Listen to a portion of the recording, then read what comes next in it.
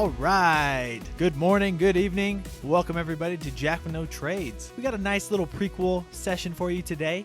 A little smaller crew. It's just me and Taylor. How you doing today, Taylor?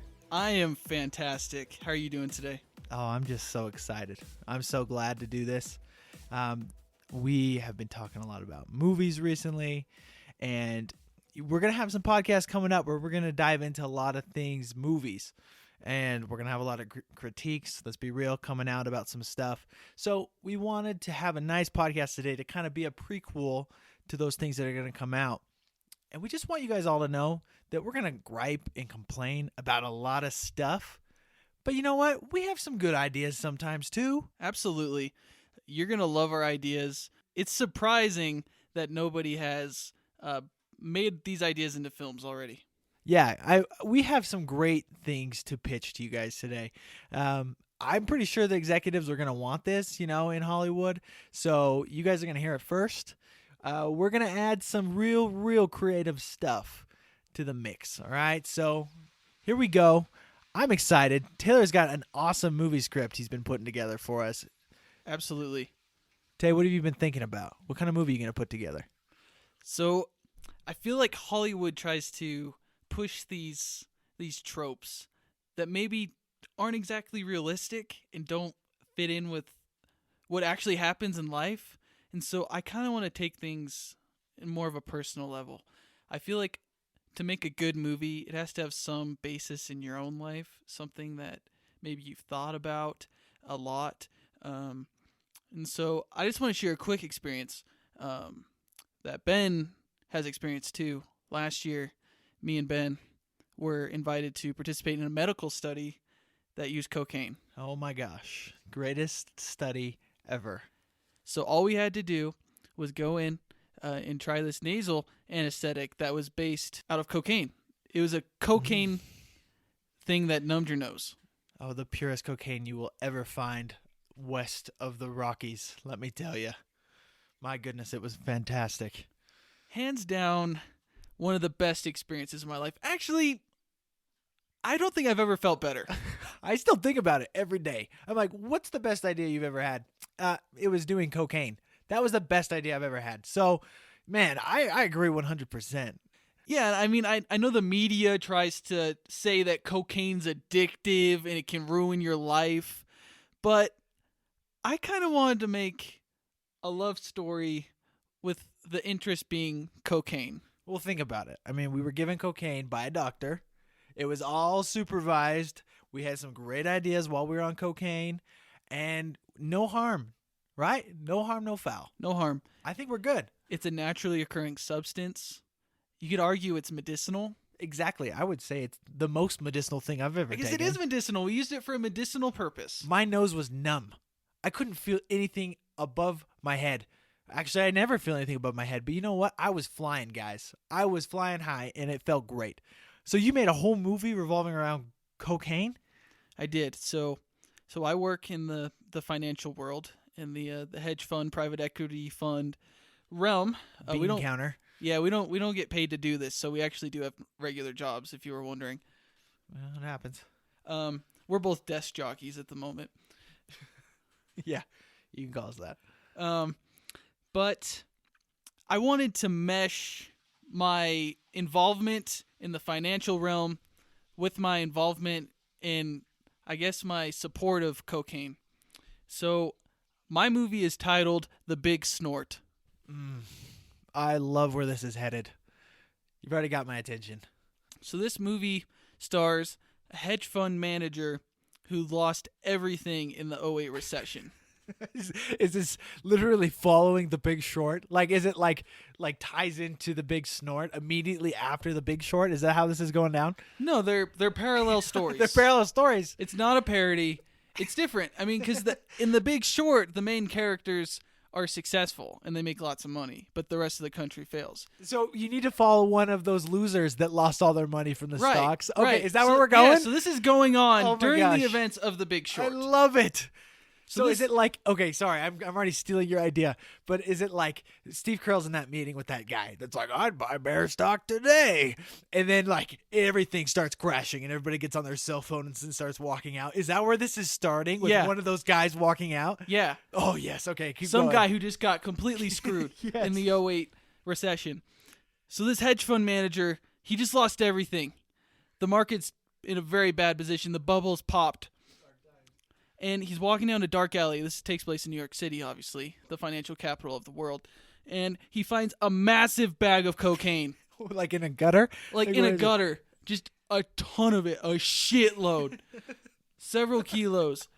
Like Scarface on the desk amount? Like, Say hello to my little friend. so much coke. So much coke. And he doesn't want to try it at first. First, he's like, let's turn into the police. I'm not a coke addict. Wait, is this like, are we going to know a backstory on this guy? Is this guy a family man? Or is this just like, we're just going to get running with it? I'll get to that. Okay, I'll get okay. to that. I want to introduce you to the cocaine before I introduce you to Cocaine's the anything main else. character. Cocaine is a main character in this film. It's really a love story about cocaine. Oh, boy. Because we don't have enough of those in this country. I guess not. In Hollywood, do more pro-cocaine movies, please. Yeah, I know. Kind of meth is kind of the it drug right now. I think we need to move on, right? Yeah, seriously. Coke. Okay. These kids with their Adderall. it is prescription drugs. 2013 was meth, and now 2016 it's Adderall and Ritalin. Okay. So he finds this bag of cocaine. I know it's a little unrealistic, but hey, you gotta suspend your disbelief for a little bit. You're at a freaking movie. Exactly. Just buy in, all right? Get your panties out of a knot. Okay. So he goes home. He really doesn't want to try it, but he's like, I had a shitty day. My life's ruined. So he tries a little bit. Does he kind of gum it? What does he do? Does he kind of snort a little bit? Is it? It's not the big snort yet.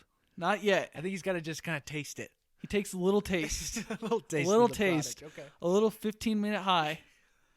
And he's like, what the hell have I been doing all these years?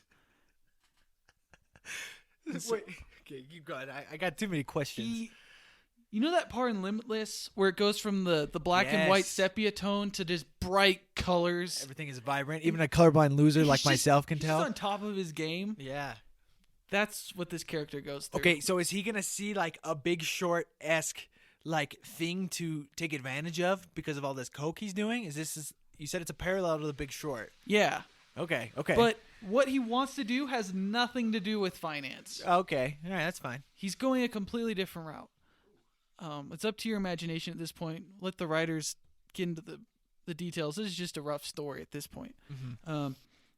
So his life, he's on top. But you got to have a little conflict in your movie. And so he starts having a strained relationship with his wife and his children.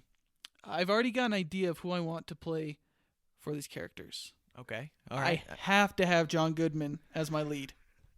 Have to. 2016 John Goodman or 1998 John Goodman? 2016 John Goodman. Oh boy. Okay. Right now. All right. In all of his massive, plump glory. Oh gosh. Okay. He is the perfect character. I don't know why. Why?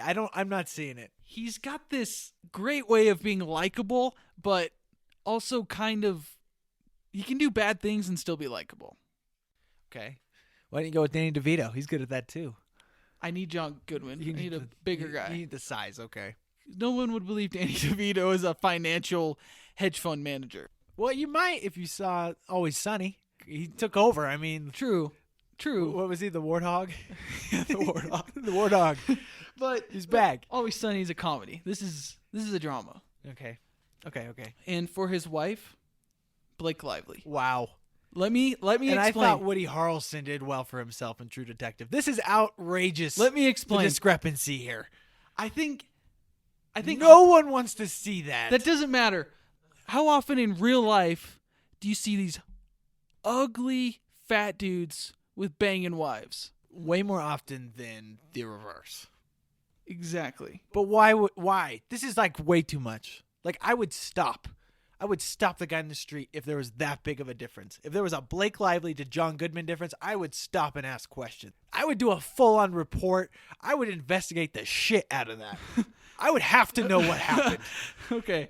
Well, if you let me continue the story, I'm going off. I'm really falling off. This is a big speed bump for me. There's a significance in having a straight up 10 be with John Goodman. All right, but this is a speed bump, man. I'm telling you, I'm getting shaky. Okay. I love the start. This isn't your typical Hollywood movie. I said that. I know, but I'm losing interest because I'm so confused. You wouldn't want to see a romantic film starring John Goodman and Blake Lively? No, I wouldn't. You wouldn't go to your local theater for that? Bullshit! It's just like when Mark Wahlberg saw Will Ferrell and Eva Mendes together in The Other Guys. He was so perplexed. He couldn't do anything else but ask, no, really, who is she? No, really, she's not your wife. Who is that? Who is that? You know what I'm talking about in The Other Guys? That would be me in the movie theater. I'd be like, no, but seriously, who's her boyfriend? It's not John Goodman. There's more to a relationship Oh, my gosh. than just appearance. We'll skip ahead. He's got a great person. Okay. All right, keep going. Okay. Keep going. So the whole premise of this movie is, does John Goodman decide to keep fueling his addiction to cocaine, or does he choose Blake Lively? Now, that is a tough choice. Yes. That's a really hard choice. That's why I had to make a bigger contrast. Straight but 10, the John Goodman is just cocaine. such a big part of the equation that I don't know if I could get over it still. You love John Goodman. Blake Lively should choose cocaine over John Goodman. Blake Lively should choose freaking Toad Man down the street over John Goodman. There's so many things she should not. There's so many other people she should be with over John Goodman. I can't even get over this. But okay, for your sake, because you obviously got a big idea, keep rolling with it. What else? So he's got to choose between the two of them. Yeah, and so it obviously gets more complicated. He starts becoming successful. He feels happier with the cocaine.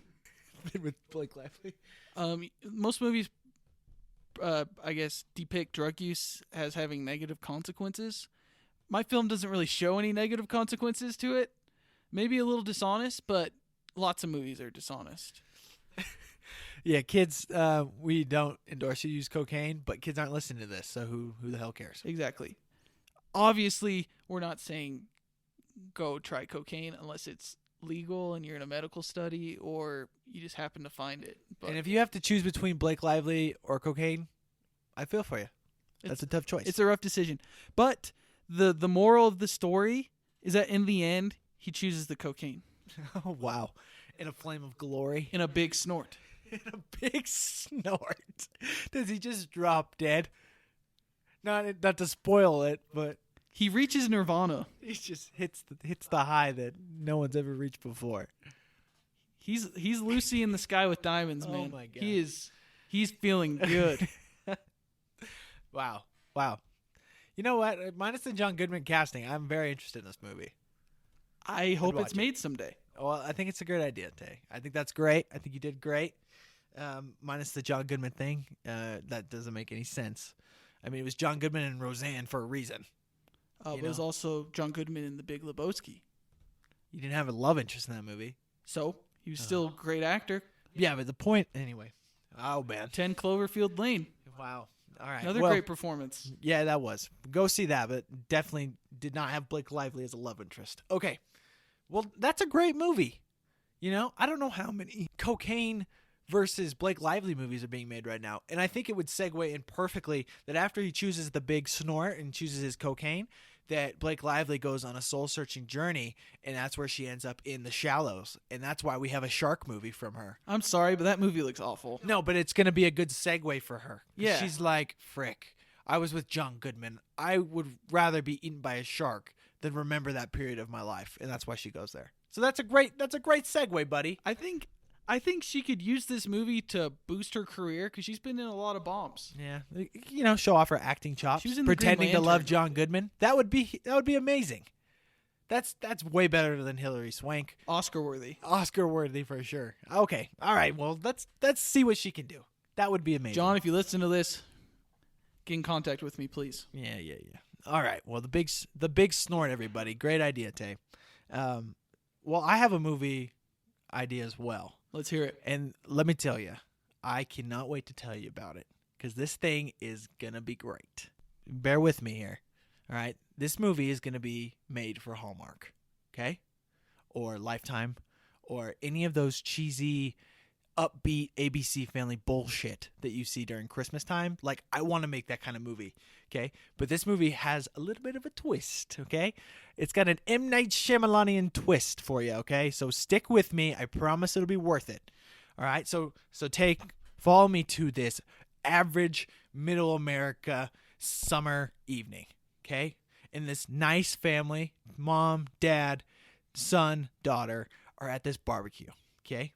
And at this barbecue, this dad is sitting in on a guy telling a story, okay? And this guy's telling a story, and this is a story I heard from my coworker. And the story goes like this. So there was a man in a carriage, and he has a horse drawing him and his wife, okay? They're going along, and the horse starts getting fussy and stops in the street. The man gets out, walks over to the horse, and says, "Strike one." Gets back in the carriage.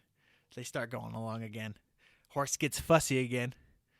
Guy gets out. He walks over the horse. "Strike two." Gets back in. He's moving along. The horse again stops. Starts throwing a fit. The guy gets out of the carriage, walks up to the horse, says, "Strike three." Shoots the horse in the head. Goes back into the carriage. Wife says to him, "Don't you think that was a little extreme?" The husband goes, "Strike one." Okay? Okay? So that's where the movie starts. Okay? That's where the movie begins. And the husband is listening to this story, and he's just got this look on his face like, "Oh my gosh, what did I just hear?" Whatever. But then his wife calls him, okay? And this is very upbeat, okay? This guy tells the story, and everyone around him starts laughing, okay? But the wife calls him, and the guy goes over, and they're like, "Hey, let's go play with the kids over on the playground or whatever." And right when they're going to run over there, the wife accidentally trips the husband, okay? And the husband falls down. And then in the background, you hear an ump go, "Strike one." Oh, Okay? no. Okay, pan over to the children, okay? Because the children are the main focus of this movie, okay? It's going to be an older girl Okay. and a little brother, okay? So I haven't thought about casting. I want these people to be plain. What are your thoughts on You that? want some like no-name people, or do you want well-known actors, maybe past their prime? You could go past prime. You just don't want anybody that's gonna kind of like set off any like if you put Jake Gyllenhaal in this movie, they're gonna be like, "What's gonna go on in this movie?" Like I want this to be very, very hidden. Okay, so if you can think of, do you got anybody washed up that might be good for this role? I'm looking for a nice family, very plain. We want boring people that you would never think twice about. I can't think of anyone off the top of my head. What age are the parents? Oh, they're probably middle 30s, maybe late 30s. Kids are in middle school, so the girl's probably in 7th grade, and the boy I imagine to be around 6th grade. Okay? Okay. We're looking for a cute little family, okay? Anyway, the story is about the children, and the girl is popular, and the boy is not. He's kind of a dork. And they kind of have this friction where he wants to be accepted, but he's not. The sister will be at school with all her friends hanging out, and the boy will be walking down the hallway, and her little friends will make fun of him. "Hey, you little dork, whatever." Classic bullying. Classic bullying, right? And she doesn't stick up for him. She's just always worried about being popular, okay? But the parents are really supportive, and they're trying to be there for him and help them get through this tough time between the two of them. So they have really tender moments together, okay? At home, they laugh, they love each other, and that's where they all really feel at peace. But when they go out in the world, the daughter doesn't know how to be, okay? Are you getting the vibe I'm trying to put down for this movie? Yeah. This is something you would fall asleep to, right? Absolutely. Like you would turn this on in the afternoon on Saturday, and you're out. This is what my grandma watches 8 hours a day. Exactly. Okay. That's exactly what I want. Okay. A movie that's so like indescript, like just so boring, so bland, you would never think about it. Okay. So after some like family time and some kind of struggle with the kids, the mom and the husband are up in their room. Okay. And she's like, "Oh, what are we going to do about so-and-so? How are we going to make this work? Blah, blah, blah." And she pulls up the shirt, and it's his favorite shirt, and it's got this giant stain because she left her lipstick in her pocket, and it just destroyed it. Okay, No. the husband is watching a baseball game, and right when he sees the shirt, the ump on the TV screen will go strike two. Okay, so but it's real kind of hidden. It's not real in the forefront, but you'll hear it. Okay, where it's like strike two. I'm starting to get an idea of where this is You going. getting a feel for it? Okay, so this moves into kind of the climax, like tough moment of the movie, okay? Where the little girl has like a big moment where she just totally doesn't help her brother out. The brother just gets screwed at school, just like he gets so humiliated, like dropped his lunch on himself and blah blah Swirlies galore. yeah, just something terrible happened to him. He goes home crying, but the girl feels just as bad because she knows she didn't do anything. And this is where both parents, like the mom and the daughter, have a moment together and they talk and they work things out. And the father and the son have a tender moment where they're just like, like how to come together and how to fit in and blah, blah, blah. And it comes together at this like great moment where the family comes together and they really understand each other. They're going to really change things. Yeah. And so they decide that they're going to go to a baseball game to celebrate. Okay. And just kind of be together. And they're having a great time. And the mom's like, hey, I'll go get ice cream. And she goes and gets ice cream. And on her way back, she's coming back with the ice cream in hand and walking through the seats. And she's going to stumble. And she's going to drop the ice cream on the dad. And let me tell you, this dad is just like pocket protector nerd. Just like the most harmless person you'd ever think of. He's going to drop that ice cream on him. The ump on the field is going to go, strike three, you're out. And in that moment, there's going to be an unflinching camera scene where the dad stands up and just starts strangling her in front of everybody. Whoa, that got dark really fast. Just super dark. He's going to just choke her out in front of everybody. Okay, everyone is just gonna be appalled as he's strangling her to death, and no one's gonna be able to pry him away in time. That's jarring to say the least. Yeah, that's what I'm going for. Shock value. Okay, I don't condone any sort of violence towards women or anything, but I just think the idea of having a husband just go completely loco over the course of a movie that's not about him, just secretly. He's just thinking about all these little strikes he's adding up for her. It just would bring it full circle.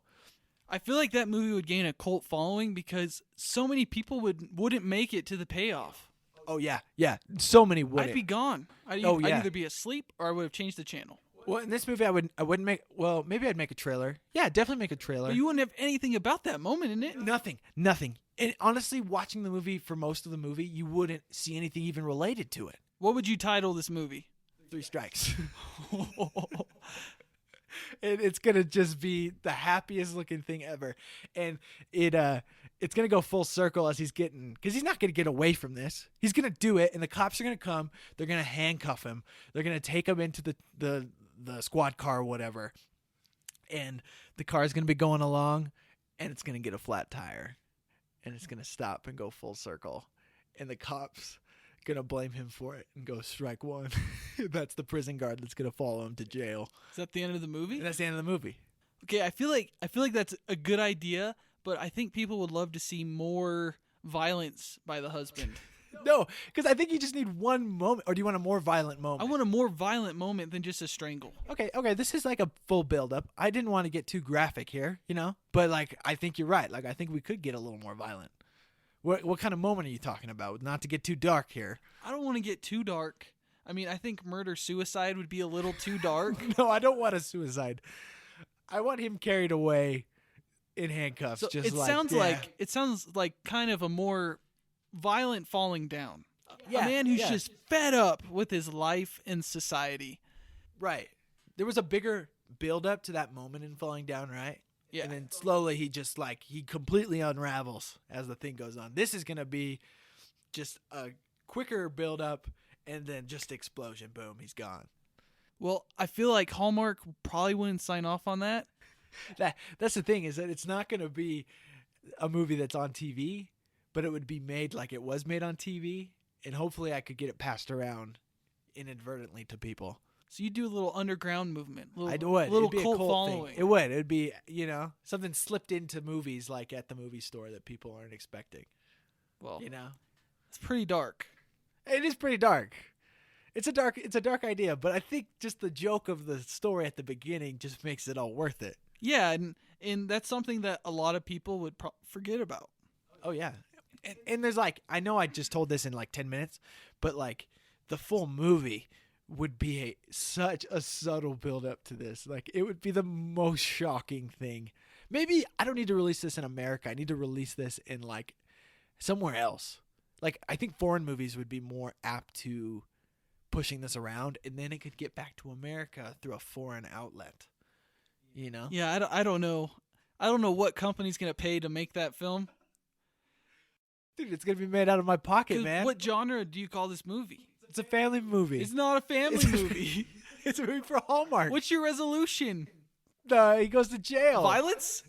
The son and daughter is screwed for life, but Basically, the message is that violence is the answer.